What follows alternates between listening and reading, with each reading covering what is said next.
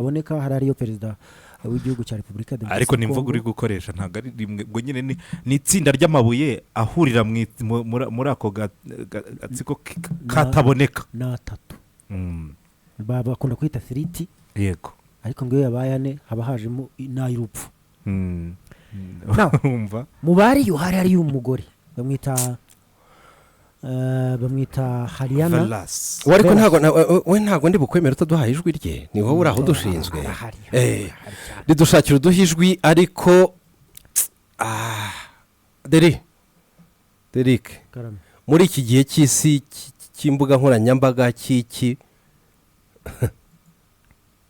itangazamakuru n'abanyamakuru ntitutitonda muravuga nti ndi umwarimu muri kaminuza nk'iyi interview nk'iyi vox pop uyu mubyeyi yakoze nayikoresha ngira isomo nihera abanyeshuri banjye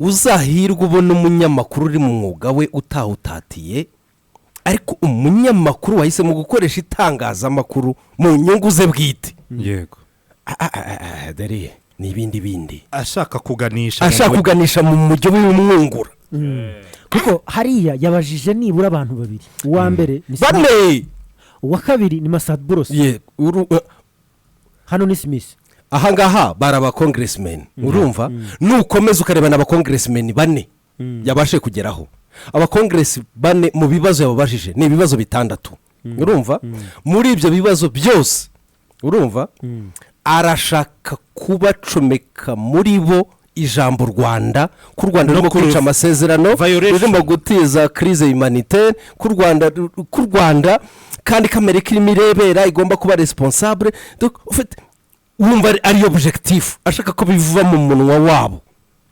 urumva twajyaga tubikora muri interview ukajya kubuza umuturage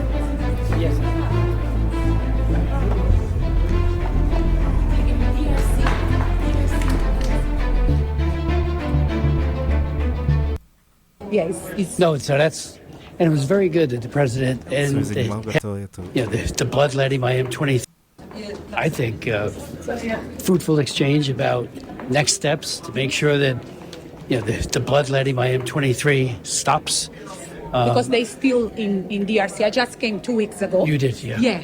And I visit the refugee camps, the humanitarian crisis. Yeah, No, so and it was very good that the president and the head of the parliament and, of course, the ambassador, the whole crew, they want the peace treaty to work.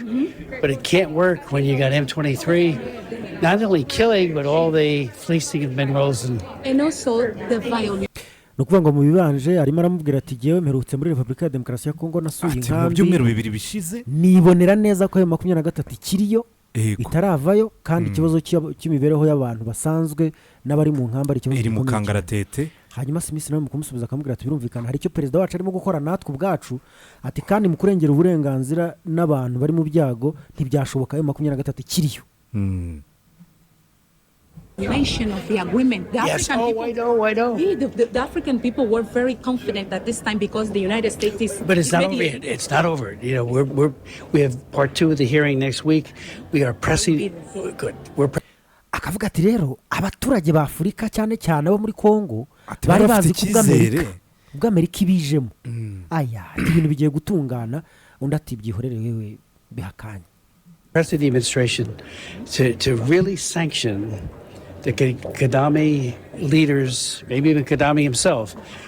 Ati nakazi k'ubuyobozi bwacu yabanje kubabwira ati babwire bihangana abo baturage kuko mu cyumweru gitaha dufite indi hearing urumva ataho tuzaterana turebe erega hashobora gufatwa n'ibihano ku bayobozi ba Kagame ati why not na Kagame ubwe dushobora kumuhana. I mean, we can't do a half a loaf and just do a little bit. It's like, stop it. You've signed your name to this agreement. Stop the bloodshed. Akavuga ati rero ubundi ntabwo ari ibintu byoroshye ni ibintu bigomba no guca mu mategeko ariko nanone ntabwo bizatinda nukuza tumubwira tuti warasinye dore izina ryawe kuri iyi sinyatire ahita amwegerera mwongorera ati nukumubwira tuti hagarika kumena amaraso stop the bloodshed. Thank you very much. Next week we have an interview. Oh, good. Yes.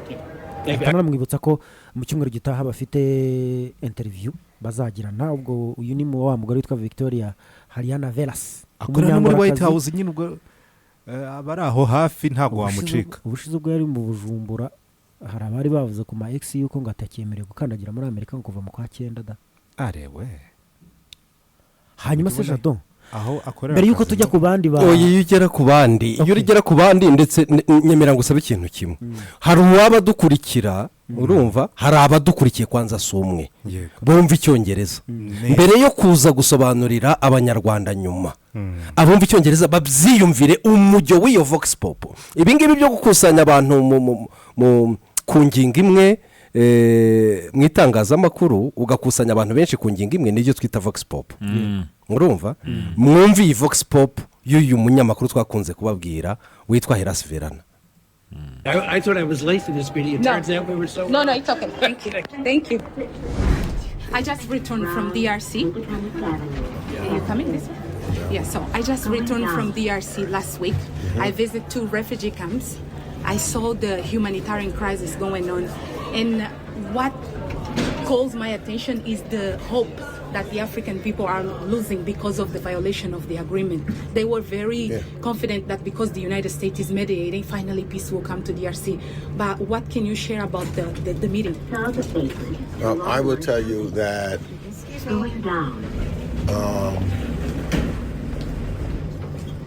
I'm losing hope too. I'm very disappointed. I would hope that both presidents of Rwanda and the DRC would get together and we'd find some peace and start taking care of the people. The only one that's losing out is the average people. The only one benefits is the upper echelon. The riches, the minerals, all of those things that should go back to the people of those countries so that they can live a decent life and not have these wars and ethnic fights and going on one another. That's got to stop. That's what I said in the meeting because I'm tired of it. I'm tired of seeing death. But you're aware who is causing this main problem? Well, I'm looking at it, and so therefore we've got to make sure. I mean, to have and sign an agreement here in the United States, and the President of the United States says it's over, that he should get the Nobel Peace Prize about it, and then to see that their fighting's continuing, and then there's nothing that is being done. It's got to be the entire, the AU should be involved so that they are also pointing out so people can't point one finger at the other. So the United States should be involved, but the AU should be involved also because there's a time to come for the continent to come together. It's the youngest, fastest growing, and richest continent on the planet, but you wouldn't know it. And it's only going to take place when the continent starts working and holding itself accountable. Some of the problems that we're seeing is a direct result of colonization. So when others come and divide up the continent to do it, and then you go back to some of those same people and say, help us, well, they're going to be looking to exploit for the benefit of themselves. So I'm saying this to all.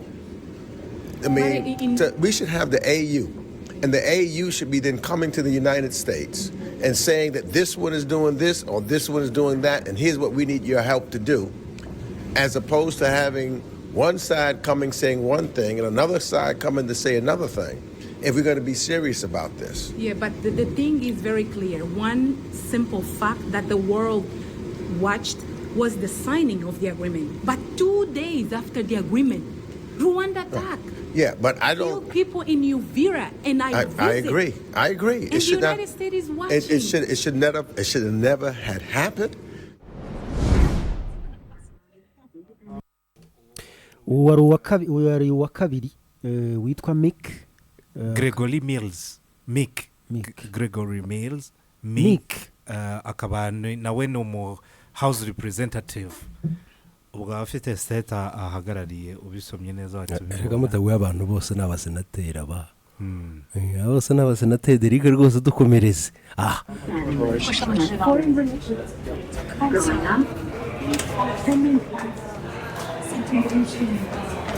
The violation of the agreement between Rwanda and DRC, are you aware? Yes, I'm very distressed about it. I think there needs to be a greater effort to protect the people. Because there is a huge humanitarian crisis going on. No, I know. But the President Trump said that there will be severe consequences if one of the parts violate the agreement, and Rwanda just did it. But we haven't heard anything from the U.S. Israel. But what do you think about the violation? Well, I think the violation is inappropriate. It breaks the agreement. Okay? Thank you. Thank you. Thank you. Down the spine of every single House Republican. uwo nawe yitwa Costa nawe ni umusenateri ntabwo avuze ibintu byinshi. umusaza aba ari umusaza ubundi urumva ni bose uko ari batatu bose muraza kumva ikintu bahuriyeho bose sibyo ndetse no mu kanya turaza kureba impamvu urumva mu mujyo w'uyu mugore yo kubatamika gutuka u Rwanda kugaya u Rwanda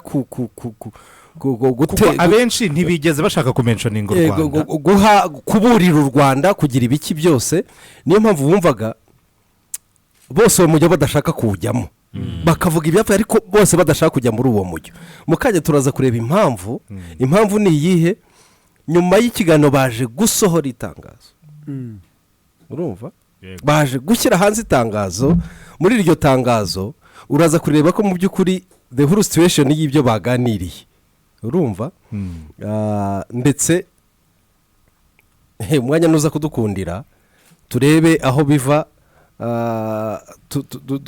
duhishurirwe ibirimo kugera ku basenateri birimo kuva he kubera iki uyu munyamakuru abazi ibibazo biri objectif ibibazo biri objectif rwose ni Rwanda kondanero Rwanda barimo u Rwanda rurimo ruratera ubuhunzi kandi situation humanitaire imeze nabi abagore barimo gufatwa ku ngufu urumva bya bintu nyine bishobora gutuma umusenateri nk'umuyobozi ahita avuga ati abo bantu ahubwo baragapfa urumva abo bantu baragashira ariko bakabikwepa bati nyamara amasezerano agomba kubahwa ku mpande zombi urumva hariya na Verasi namubonye ari mu kazi afite undi mu boss ntabwo byabura ariko ntabwo wumva uwo ari kubariza arabariza abaturage ba Kongo ubwo nibo ba boss icyo nzi cyo nuko wabonye ntuza yahise amuvugaho umubyeyi mu gihe cy'amezi 6 wabashije kugera muri presidential offices 2 Kinshasa na Gitega urumva ntabwo biba ku banyamakuru bose yego ntabwo iby'abanyamakuru bose asimwe nk'umwe mu bagize itsinda ry'abahagarariye u Rwanda none se usibye utarajya kuri Asimwe uyu nguyu ibyo yabajije nibyo sibyo ibyo yabajije kubera ko ntageze ahantu yageze usibye gushyiramo u Rwanda nk'abandi bose ariko agendeye ku masezerano akabaza ikibazo cy'amasezerano yasinywe ku itariki enye ugomba kubanza guheregeta amasezerano hanyuma ukareba violations ariko mu by'ukuri muri uwo mujyo Derike arimo avuga no mujyo wumvikana ahangaha kuri 27 harya z'ukwezi kwa gatandatu uko turimo tubibona kugeza uyu munsi mu mpande zayasinye arimo kubahwa uyu ni uruhande rurimo kuyica wenyine yafashe uruhande aho rero niho hari ikibazo urumva aho rero niho duhitangazo Didi duhitangazo iyo kugenda bigura intege icyo gice kirebana n'ububanyi n'amahanga cyo muri Congress urumva itangazo baje gushyira ahagaragara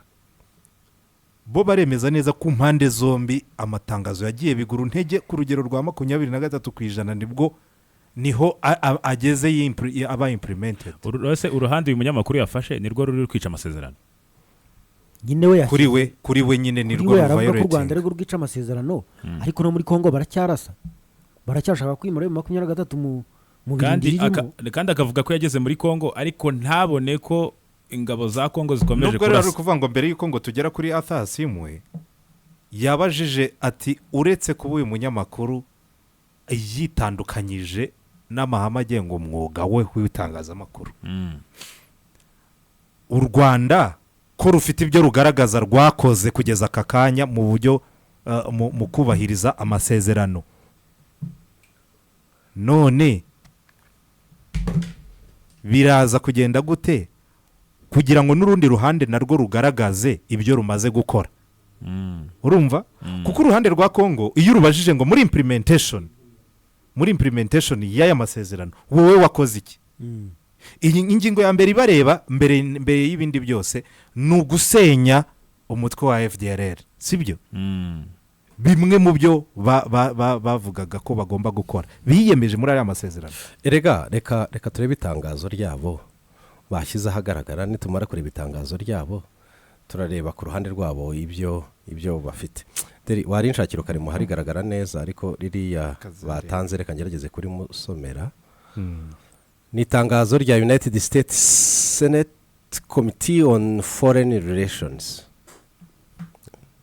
mu Kinyarwanda ni byavuye muri Sena Leta Zunze Ubumwe za Amerika mu gice kirebana n'ububanyi n'amahanga. Bagize bati kuwa 4 z'ukwa 2 2026, Lish and Shahin meet with DRC President Felix Tshisekedi. Abasenateri Lish na Shahin bahuye na perezida wa Tshisekedi. US Senators Jim Risch from Idaho and Jean Shahin, Chairman and Ranking Member of the Senate Foreign Affairs Committee, released the statement below following a meeting with the President Felix Tshisekedi of the Democratic Republic. Bashyize hanze iri tangazo nyuma yo guhura na Perezida wa Repubulika ya Demokarasi ya Kongo. Tangazo ritagaragara ariko kandi reka badufashije cyane, kandi umva hari aho rigomba kuba rigaragara deri mu byo twahanahanye rwose. Ndumva turimo dutegura, abantu bagira ngo tuba duhuriye aha gusa n'ibiki amajoro arararwa ryaje. Very good, very good, urakoze cyane.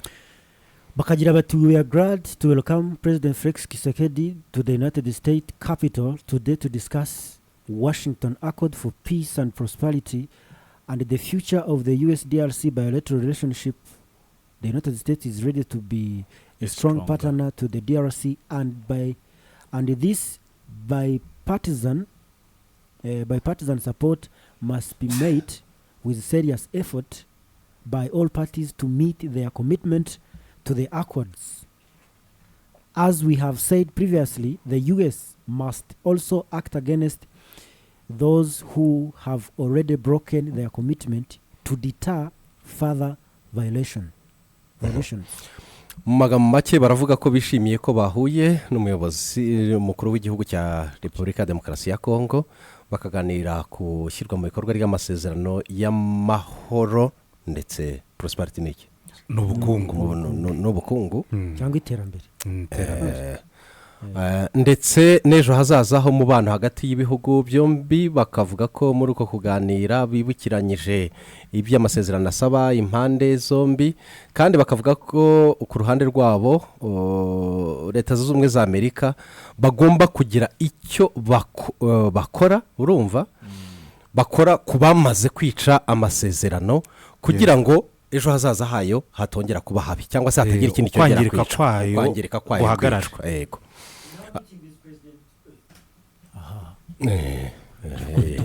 Intebe yashyushye ariko narimbizi yishyize ku munigo. In our meeting with President Tshisekedi, we discussed importance of our critical minerals partnership and continued investment in revitalized the Lobito corridor. Revitalizing the Lobito corridor to foster mutual economic growth, regional trade, and long-term US-Africa cooperation. Babanje kumuganiriza ibijyanye n'amabuye, twibutsa ko ari no mu mujyo ibihugu 50 birimo bihura byaraye binahuye. Yego, byari byabanje guhura ahubwo ejo bundi bahuye ku itariki enye n'uyu munsi. Yego. ibihugu 50 muri Afurika ngira ngo ni DRC, Guinea nande wundi ni bitatu muri Afurika. DRC, Guinea ende ikindi cya gatatu mu kirebe ni DRC na Guinea. Hanyuma muri uko guhura kw'ibyo kwaho ngaho rero bongeye kugaruka kuri gahunda y'umuhora wa Robito, urumva ngo ugomba guhuza ubuhahirane na bwa Afurika na Leta Zunze Ubumwe za Amerika, ariko baganira au départ on the importance of a critical minerals partnership. Ubufatanye bwacu bushingiye ku mabuye amabuye y'agaciro adakunda kuboneka. Buri amasezerano basanzwe bafitanye amwe yasinywe kuri cya kibazo rero cya hano ubundi karaga paragraph ka gatatu. Yego, we also gatatu n'akakane nibyo kavuga.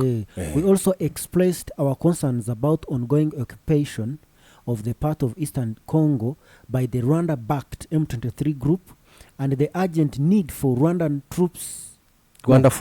forces to fully withdraw from the region if there is to be any chance at really lasting peace. Cya gihugu ni Kenya. Yego, na Kenya. The Humanitarian aho turagenda nteruro ku yindi kuko ibi ni bitureba. Ati twongeye kandi kugaragaza ko duhangayikishijwe, urumva, nuko igice kimwe cy'uburasirazuba bwa Repubulika ya Demokarasi ya Kongo, cy'uburasirazuba bwa demokarasi bwa Kongo, urumva, kirimo, urumva, cyangwa se kiyobowe kigaruriwe n'itsinda rya M23 rifashwa n'u Rwanda cyangwa se rishyigikiwe n'u Rwanda, urumva, kandi bikaba byihutirwa ko ingabo z'u Rwanda zava byuzuye muri icyo gice niba haba hari amahirwe afatika y'amahoro arambye. Urumva, niba haba hifuzwa amahoro arambye. The humanitarian catastrophe in Eastern DRC where 26 million people face acute food insecurity. Ikibazo gikomeye cyane cy'ubuzima bw'abantu aho miliyoni zigera kuri 26 bafite ikibazo cyo kubura ibiribwa ntago cyakwihanganirwa.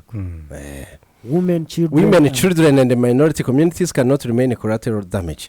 Ntago abagore n'abana n'abandi bantaho nikora bakomeza gufatwa bugwate.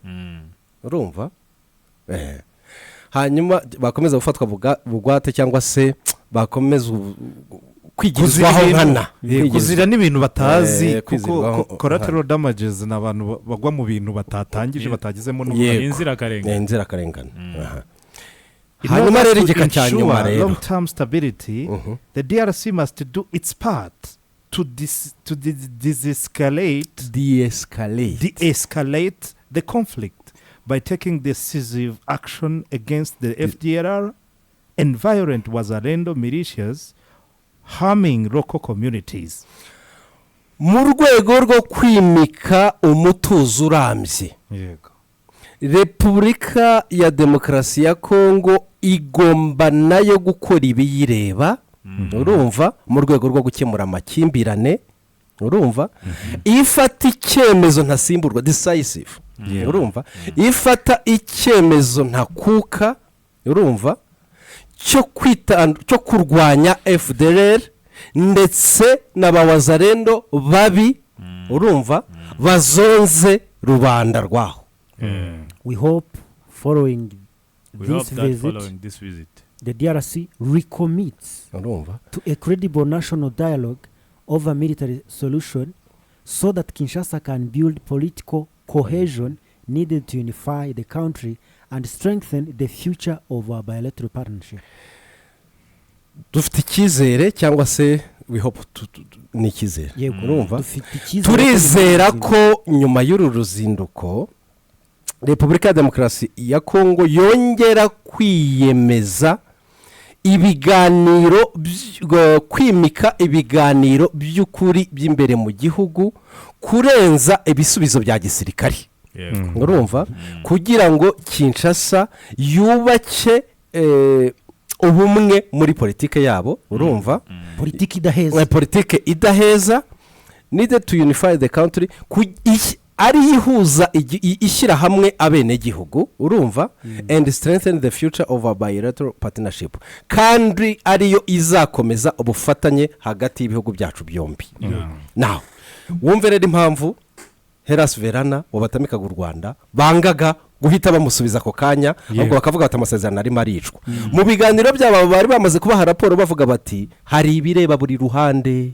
yego buri ruhande rurakora ibyago yego bakumva umunyamakuru we ari kuzana uruhande rumwe avuga ati ashinja ngo 2023 ifatanya n'u Rwanda ntago yari yava muri Eastern DRC kandi igomba kuvamo humanitarian action ibikorwa by'abantu bikabanza gukorwa ariko nabo bandi ntibaritandukanya na FDLR na Wazalendo kandi nabo bazonze rubanda yego kuko iyi mvuga yuko FDLR na Wazalendo bazonze rubanda ikintu ntibayikunda yego urumva ubundi iyo ugiye kuvuga ngo Wazalendo ni ikibazo wayishyizeho nawe umunyamakuru atahitamo kuba umunyamakuru nyine kuko kuba umunyamakuru uzana impande zombi uzishyira imbere y'abasenateri ubake comment ibyo rongera ngo nibyo Arthur yamusubije ariko na mbere nibyo Arthur yavuga ati nibyo Arthur yamusubije amubwira ati ariko na mbere y'aya masezerano nibaza ko Washington itakoreshaga imvugo yo kwita Wazalendo ikoresha iriya FDL yagarukagamo cyane ariko Wazalendo ntabwo n'ubwa mbere nyibonye mu matangazo oya na FDL kugira ngo bavuge ngo Kongo yitandukanye na FDL ntago byakoreshwaga kenshi mbere y'amasezerano aho bari barageze aho bafata umurongo wuko bemera ko leta ya Kinshasa yitandukanya na FDLR kuko niyo condition sine kwa none baravuga ati mukureho FDLR mutwereke ko itakiri threat natwe dukureho ingamba z'ubwirinzi ibyo ngibyo byo ni ibintu bimaze igihe ariko Wazalendo nakantu gashya kandi Wazalendo nituyireba n'abayigize uraza gusanga Wazalendo it's more than umutwe uraho abantu b'abamayimayi n'abakibishyize hamwe barbari ntago wavuga yuko ahantu Wazalendo bageze rwose uri buze kubatandukanya n'urugomo no gusahura no kugira gute ni nayo mpamvu rega tubibona kenshi ko imitwe y'abayigize n'ubundi niba abantu nyine basanzwe muri ya mitwe yasagaga za 260 na oya sinabo gusa hari abantu baba bari muri community ari abantu baba barbare nyine batari no mu gisirikare abo rero nibo bafashe intwaro leta yafashe intwaro izehereza abo bantu bahita bajya muri Wazalendo hanyuma se Jado dusoza wenda gatekawe waduha kuki umuntu yakwitega nyuma y'ibi ndetse ubwo tukanerekeza ku nzira zatuzanye icyo umuntu yakwitega nuko pressure sibyo igitutu kugushyira mu bikorwa aya masezerano yungura mu buryo butaziguye inyungu za leta zunze ubumwe za Amerika cyo kirabaho kirahari kandi kirakomeza cyane rwose urakoze cyane murakoze nawe Terezo Karame asante wakoze cyane nawe Lucien wakoze cyane asante sana reka dushimire aho twabanye kuva mu gitondo tubabwire ko ibiganiro bya BNB Kigali FM bikomeza ikiganiro imumeko y'iwacu nakagaruka tuzahora ku munsi w'ejo nitwa Derek Mugabo mugira umunsi mwiza